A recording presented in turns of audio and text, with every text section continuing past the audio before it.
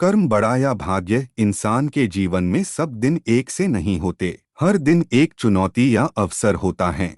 हम अपनी बुद्धि, एकाग्रता और प्रबल इच्छा शक्ति की मदद से असंभव काम को भी संभव बनाने की कोशिश करते हैं। लेकिन कभी कभी भरसक प्रयासों के बाद भी हमें सफलता नहीं मिलती। आपने एक कहावत तो सुनी ही होगी कि प्यासा कुएं के पास आता है, कुआं प्यासे के पास नहीं आता।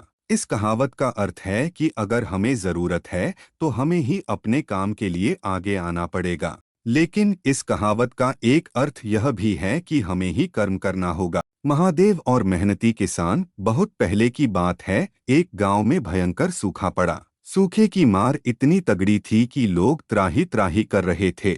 जन जानवर, पशु पक्षी सब लोग रोजाना मृत्यु का शिकार हो रहे थे। किसी को कोई उपाय नहीं सूझ रहा था। लोगों ने अपना जीवन बचाने के लिए गांव से पलायन करना शुरू कर दिया।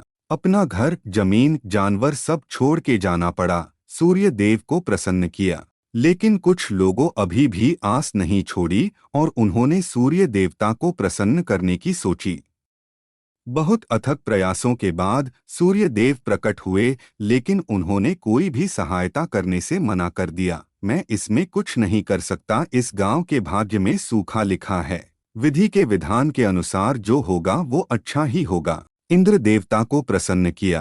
किसानों ने हार नहीं मानी और सोचा कि देवराज इंद्र को प्रसन्न किया जाए। दिन रात कड़ी धूप में यज्ञ अनुष्ठान किए गए और बड़ी मुश्किल से इंद्र देवता प्रसन्न हुए। लेकिन इंद्र देवता ने भी मना कर दिया। मैं आप लोगों की कोई सहायता नहीं कर सकता। मैं विधि के विधान के आगे मजबूर हूँ। इस गांव पर श्राप है कि 10 साल तक सूखा रहेगा और इस गांव के भाग्य में यही लिखा है।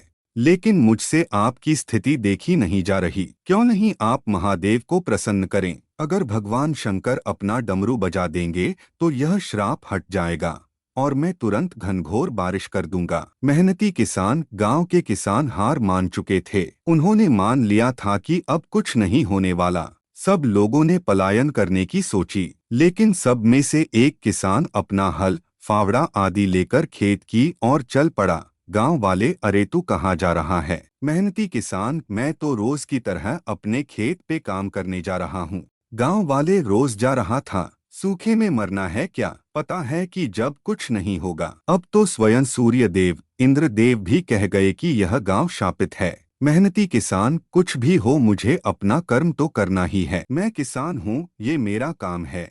यह नहीं करूँ तो क्या करूँ? इस बात पर गांव वाले किसान को पागल बोलकर चले गए। किसान हर दिन आता और अपना काम करके रूखी सुखी खाकर सो जाता। थोड़ा बहुत अपनी दिनचर्या के अनुसार पूजा पाठ भी करता था।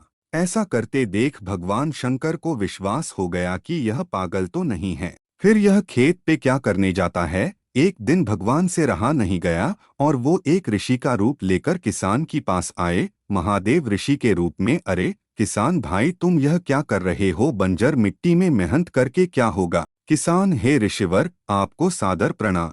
आप सही कह रहे हैं, लेकिन मुझे यही काम आता है। मैं किसान हूँ। गांव पर 10 साल का श्राप है। मैं 10 साल तक रूखी सूखी खाकर, कम खाकर अपना जीवन व्यतीत कर लूंगा, लेकिन अगर 10 साल तक खेती नहीं करी और किसानी भूल गया तो मेरा क्या होगा? किसान की बात सुनकर भगवान शिव शंकर वापस कैलाश आ गए, लेकिन सोच में पड़ गए। गांव पे लगे श्राप के अनुसार 10 साल तक गांव में सूखा रहेगा और तब तक डमरू भी नहीं बजेगा। अगर मैं 10 साल के बाद डमरू बजाना भूल गया तो और देवों के देव महादेव ने डमरू बजा दिया। डमरू बजते पूरे गांव झमाझम बारिश से नहा उठा। श्राप हमेशा के लिए हट चुका था। गांव वाले अपनी खेत, अपने घर वापस आ चुके थे। आज कर्म की जीत हुई। लेकिन अगर गौर करें, सिर्फ निष्ठा और मेहनत करना ही मनुष्य के बस में है। इसलिए भाग्य में क्या है, यह हमें भगवान के पर छोड़ देना चाहिए। निरंतर अपना काम और भगवान की भक्ति में समय व्यतीत करना चाहिए।